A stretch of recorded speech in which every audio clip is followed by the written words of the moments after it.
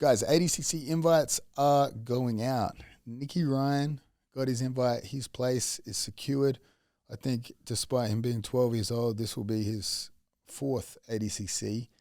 If I were to do ADCC 2024, it would be my fifth time doing it. Honestly, the main reason I'd like to do it is just to tell Lachlan Giles I was able to do ADCC one more time than him. That is the only selfish reason I'd want to do it. Let me explain why I'm on the fence about even participating in this ADCC. First one I did was 2015. That was in Brazil. I got smoked by a Romulo Barral first round. That was pre-TRT Craig Jones. I went in there natural. I went in there for a Brazilian holiday and got pillaged. But there was about 1,500, 2,000 people in attendance for 2015. The prize money for ADCC 2015, first place in your division, $10,000. That's you win 4 matches against the world's best grapplers, you get $10,000. 2017, I did as well. 2017 was in Finland. I don't know how many people were in attendance for that. There weren't a great deal of people. Brazil felt busier, maybe it was. Finland was a much bigger arena, so it could have had the same amount of people. It felt very empty though. But again, prize money to win your division, $10,000. 2019 was in California. Now, we had 4,000 people that bought tickets for that event. That was the first year Mo Jassim ran it, and it blew up. 4,000 tickets sold.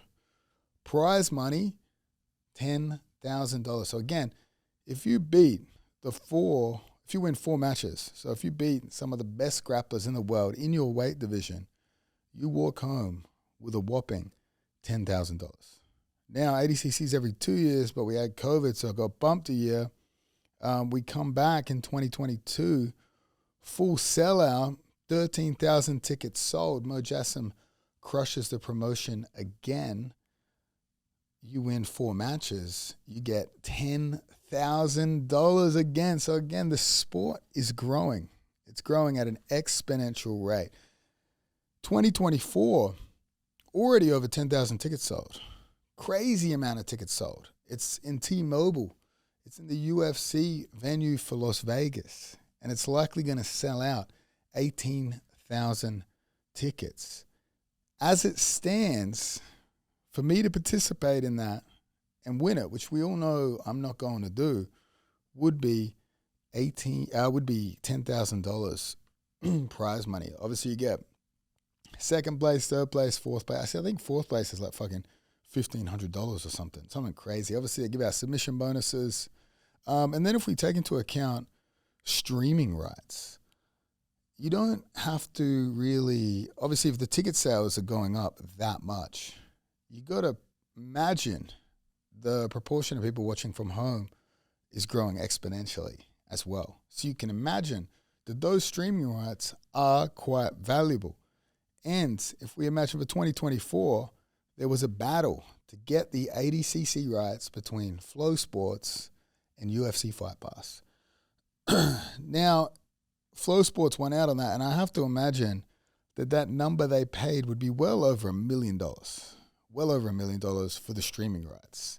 So it's ballooned this year. The sport's growing. The prize money remains the same. I'm not sure who's to blame for that. Also, I'm not even sure why it's not on UFC Fight Pass, given that I believe the founder of ADCC, Sheikh Tarnoon, also owns a stake in the UFC. So to me, it seems like, logically, if you own ADCC and a stake in the UFC, you'd have some sort of arrangement to be able to get your show on, or whoever's running your show. Obviously, Sheikh Tarnoon doesn't run it, on UFC Fight Pass. So I know a lot of grapplers were pumped for the potential to be on Fight Pass. Who knows? Maybe it's streamed on both platforms. Maybe there's some sort of deal to be done there. But for everyone asking, hey, Craig, are you doing ADCC? I keep asking myself, why would I do ADCC, right? Now, some people say, well, it's the World Championships. Don't you want to win a World Championships? Yeah, that would be great. But does it necessarily boost your career in any meaningful way? Obviously, for me personally, my career is built on losing in the finals. So for me to win it would probably be destructive to my career and my jokes, but very good for my own ego. But guys, look at some of the people that have won ADCC. Their life doesn't really change. You know what I mean? Like, it's how you win it. Or it's I mean, even sometimes like guys like Giancarlo, I think he had 3 out of 4 submissions. That's one of the best fucking performances ever. But if the fans don't really find something to love in you, it's the same in the UFC. Some of these guys dominate, get finishes. The fans don't get behind you. If the fans don't get behind you, your bank account doesn't really change.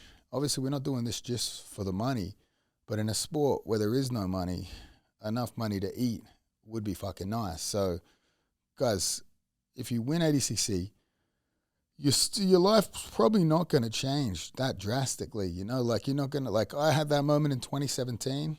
Lachlan Giles had it in 2019. Obviously, our lives changed significantly because of the way in which we participated in the event and surprised everyone, and the influx of instructionals, the ability to sell online instructionals bolstered the bank account quite healthily. But again, if you win ADCC and the fans don't get behind you, you don't know how to market yourself, you're still going to be teaching classes at night. You're still going to be struggling to get by. You're not going to be getting major sponsorship money, nor should you really, because if the fans aren't behind you, they're not buying your merchandise. You know what I mean? Like, think about some of the guys. I'm not going to name names because these guys have big egos and might physically attack me. But, like, think of some of the people that have won ADCC and ask yourself, has anyone bought a T-shirt or a rash guard with that guy's name on it? Probably not.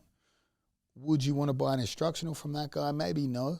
So again, like, for me personally, I give credit where it's due. Like, the people running ADCC capitalized on the growth of the sport and have built the world championships in grappling. But for me, I'm struggling to find reasons to compete.